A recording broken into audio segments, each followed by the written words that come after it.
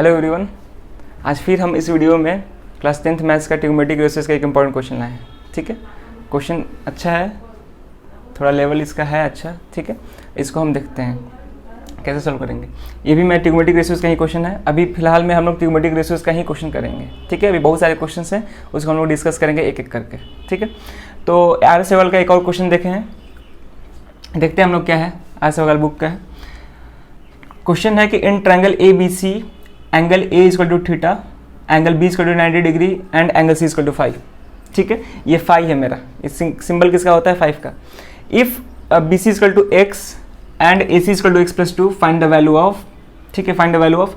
ये 3 क्वेश्चन है, 3 पार्ट, इनका हम बारी बारी वैल्यू निकालेंगे। पहला है square root of X plus 1 cot 5, next है square root of X cube plus X square into ten theta, और तीसरा है कॉस थीटा।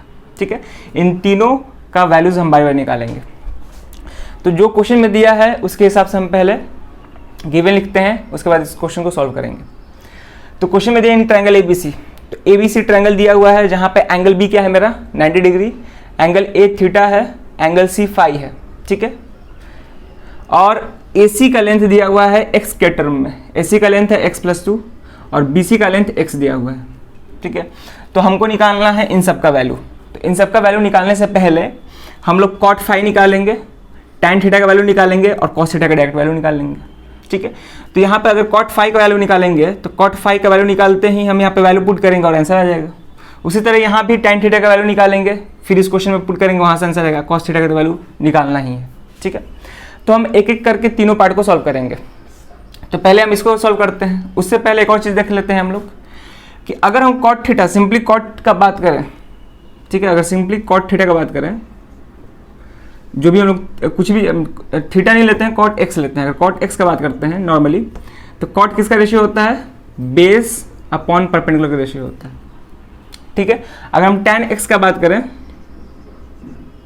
ठीक है, तो tan x किसका रेशियो होता है? परपेंडिकुलर अपॉन बेस का होता है। क्योंकि थीटा और फाई यहाँ पे पहले से लिया गया है, इसलिए हम थीटा और फाई नहीं लिए हैं, यहाँ पे क्या ले लिए हैं? x ले लिए हैं। ठीक है, तो cot किसका रेशियो होता है? बेस और परपेंडिकुलर का। tan किसका रेशियो होता है? परपेंडिकुलर अपॉन बेस का। ठीक है, तो यहाँ पे cot 5, यहाँ पे जो एंगल यूज किया है वो मेरा फाई है। तो फाई एंगल कौन है मेरा? ये फाई एंगल है। फाई के रिस्पेक्ट में परपेंडिकुलर क्या होगा मेरा? ए बी होगा। फाई के रिस्पेक्ट में बेस क्या होगा मेरा? बी सी होगा। ठीक है, तो अगर हम cot 5 का बात करेंगे तो cot 5 बेस अपॉन परपेंडिकुलर, तो बेस 5 के रिस्पेक्ट में बी सी है, परपेंडिकुलर क्या है मेरा? ए बी है। ठीक है, वहाँ से ये निकल जाएगा। tan x, और यहाँ पे x के जगह पे क्या है? थीटा है। tan थीटा का बात करें तो tan थीटा क्या होता है? परपेंडिकुलर अपॉन बेस होता है। तो इस थीटा के रिस्पेक्ट में परपेंडिकुलर मेरा BC होगा, बेस क्या होगा?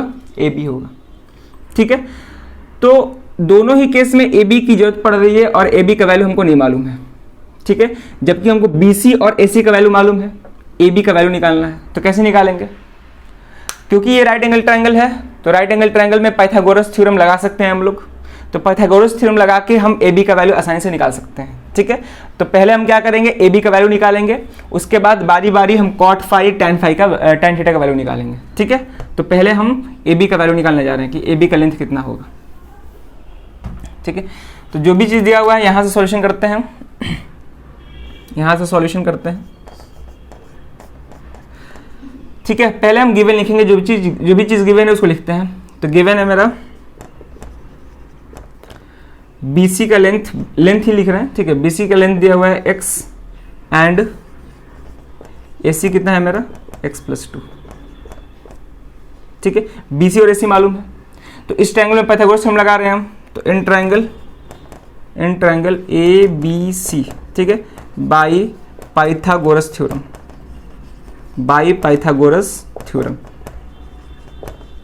तो पाइथागोरस थ्योरम से क्या कर सकते हैं कि हाइपोटेनस का square equal to perpendicular square plus base square. ठीक है, अब इसको यहाँ पे सॉल्व करते हैं हम। ठीक है, इस साइड सॉल्व करते हैं। तो यहाँ पे हाइपोटेनस का काम कौन कर रहा है? AC कर रहा है। परपेंडिकुलर कौन है मेरा? परपेंडिकुलर दोनों में से किसी एक को हम मान सकते हैं, या तो AB को या तो BC को। इसमें कोई दिया नहीं गया है किसी को परपेंडिकुलर मानना है। ठीक है, एक्चुअली में हाइपोटेनस जो होता है हमेशा राइट एंगल के सामने वाले साइड को ही हाइपोटेनस बोलते हैं। उसके अलावा बेस और परपेंडिकुलर हम किसी को भी मान सकते हैं। ठीक है, तो यहाँ पे एच स्क्वायर काम कौन कर रहा है, ए सी, तो हम लिख सकेंगे एच सी का स्क्वायर इक्वल टू परपेंडिकुलर किसी को मान सकते हैं, क्योंकि इसके रिस्पेक्ट में परपेंडिकुलर ये होगा, इसके रिस्पेक्ट में परपेंडिकुलर ये होगा, तो किसी को भी मान लो, ए बी को ही मान लेते हैं हम, तो ए बी हो जाएगा, ठीक है। तो ए बी का स्क्वायर प्लस बेस अब क्या हो जाएगा, फिर बेस हो जाएगा मेरा बी सी, तो क्या लिखेंगे, बी सी का स्क्वायर, ठीक है। अब इसको सॉल्व करते हैं, H square P square plus B square हो गया।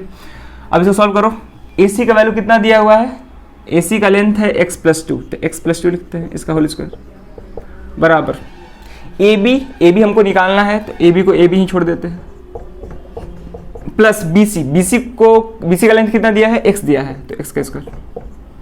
अब देखो यहाँ पे x प्लस 2 का होल स्क्वायर है, x प्लस 2 का होल स्क्वायर यानी कि ये a प्लस बी के होल स्क्वायर के फॉर्म में है, और a प्लस बी का होल स्क्वायर क्या होता है, a प्लस बी का होल स्क्वायर क्या होता है, ये होता है a square plus B square plus 2ab, ठीक है। और यहाँ पे a की जगह पे x है, b की जगह पे क्या है, 2 है, तो यानी कि x का स्क्वायर कितना हो जाएगा मेरा, x स्क्वायर प्लस 2 का स्क्वायर क्या हो जाएगा, 4 प्लस 2ab है, यानी कि 2 इंटू एक्स इंटू 2 कितना हो जाएगा, 4x हो जाएगा, equal to A B square तो निकालना है प्लस एक्स स्क्वायर, ठीक है। इसको आगे सॉल्व करते हैं हम, तो सॉल्व करेंगे, अगर इसको आगे सॉल्व करेंगे तो क्या हो जाएगा, एक्स स्क्वायर, देखिए यहाँ पे एक्स स्क्वायर से एक्स स्क्वायर कैंसिल हो जाएगा, ठीक है। तो क्या बच जाएगा यहाँ पे, 4 plus 4x equal to A B square, ठीक है। हमको ए बी स्क्वायर नहीं चाहिए, हमको क्या चाहिए, ए बी चाहिए, तो स्क्वायर इधर आएगा तो क्या हो जाएगा, स्क्वायर रूट हो जाएगा, तो A B equal to square root of 4 plus 4x, ठीक है ना। हमको ए बी स्क्वायर नहीं चाहिए, हमको ए बी चाहिए, तो स्क्वायर को इधर भेजेंगे तो क्या हो जाएगा, square root of 4 plus 4x, तो यहाँ से मेरा ए बी आ जाएगा अंडर रूट। अब यहाँ का बात करें तो 4 इन दोनों में कॉमन है, दोनों में 4 कॉमन है, तो 4 कॉमन कर लेते हैं, ठीक है। तो क्या बच जाएगा, 1 प्लस एक्स बच जाएगा, तो ए बी इक्वल टू 4 का स्क्वायर रूट कितना होता है, 2, और अंदर क्या बच जाएगा, 1 प्लस एक्स, ठीक है। ये मेरा ए बी का वैल्यू आ गया, कोई दिक्कत है यहाँ तक, नहीं होना चाहिए। तो पाइथागोरस थ्योरम लगा के हम पहले ए बी का लेंथ निकालें, उसके बाद हम बारी बारी से कॉट फाई, टैन थीटा और कॉस थीटा निकालेंगे, ठीक है। तो पहले हम बात करते हैं पहला क्वेश्चन पे, ठीक है। पहला क्वेश्चन पे बात करते हैं। पहला क्वेश्चन क्या है मेरा, square root of X plus 1 into cot phi, ये है ना, ठीक है। तो इसके लिए हमको पहले कॉट फाई निकालना पड़ेगा, तो निकालते हैं, कॉट फाई इक्वल टू, ठीक है। कॉट थीटा क्या होता है, यहाँ पे लिखे थे cot X equal to base upon perpendicular, ठीक है।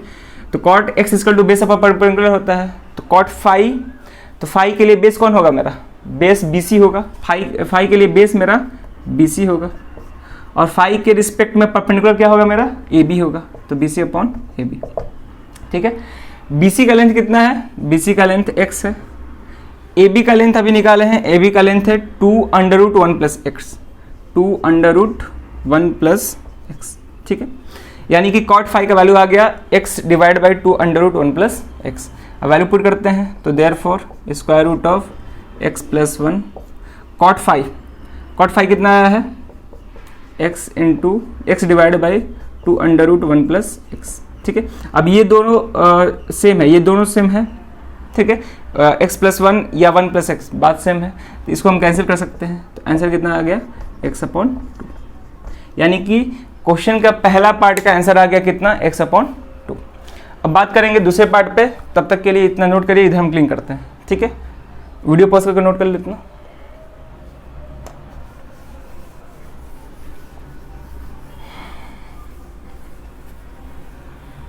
ठीक है।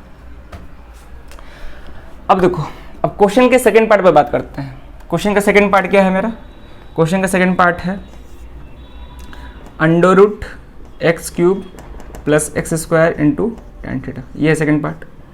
तो उसके लिए हमको क्या निकालना पड़ेगा, टेन थीटा निकालना पड़ेगा, तो टेन थीटा निकाल लेते हैं, ठीक है। तो टेन थीटा निकालते हैं पहले, ठीक है। एक्चुअली में हम पहले टेन थीटा निकालते हैं, उसके बाद क्वेश्चन लिखते हैं, क्योंकि टेन थीटा चाहिए होता है, तो हम निकालेंगे tan theta, therefore tan theta equal to tan मालूम है, tan किसका रेशियो होता है, परपेंडिकुलर अपॉन बेस का रेशियो होता है। तो थीटा के रिस्पेक्ट में परपेंडिकुलर क्या हो जाएगा मेरा, BC हो जाएगा, और थीटा के रिस्पेक्ट में बेस क्या हो जाएगा, AB, यानी कि BC अपॉन AB। तो tan थीटा कितना हो जाएगा, BC अपॉन AB, ठीक है। यानी कि यहाँ से tan theta equal to BC कितना है मेरा, BC x है, AB का वैल्यू कितना आया है, AB का आया है 2√1 प्लस एक्स। AB कितना है मेरा, 2√1 प्लस एक्स। तो AB की जगह पे लिख देते हैं 2√1 प्लस एक्स, ठीक है। तो tan थीटा का हमको वैल्यू निकल गया यहाँ से। अब क्वेश्चन का सेकंड पार्ट हम आसानी से सॉल्व कर सकते हैं। यहाँ पे tan थीटा का वैल्यू रख देंगे। तो इस पार्ट को हम क्लीन कर रहे हैं अभी, ठीक है, नोट कर लिए होंगे आप लोग। इसको क्लीन कर दे रहे हैं।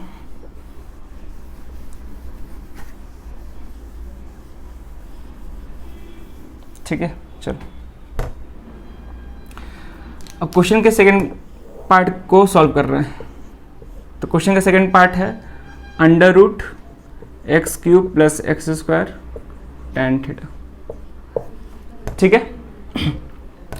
तो यहाँ पे हम इसके अंदर भी कुछ सॉल्व कर सकते हैं, इसको भी हम कुछ सॉल्व कर सकते हैं। कैसे कर सकते हैं, देखिए यहाँ पे x³ प्लस x² है, तो दोनों में x² कॉमन कर सकते हैं, दोनों में x² कॉमन कर सकते हैं।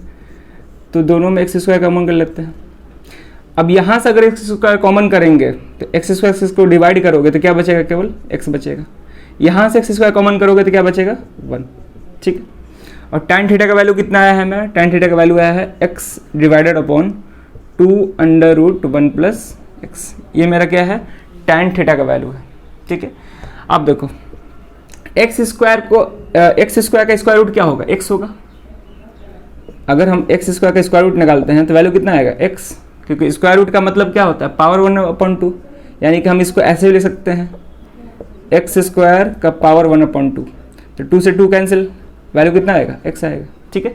तो किसी भी चीज़ का स्क्वायर, किसी नंबर का स्क्वायर की स्क्वायर रूट करते हो तो स्क्वायर क्या हो जाता है, कैंसिल हो जाता है, बस वही नंबर मिलेगा हमको।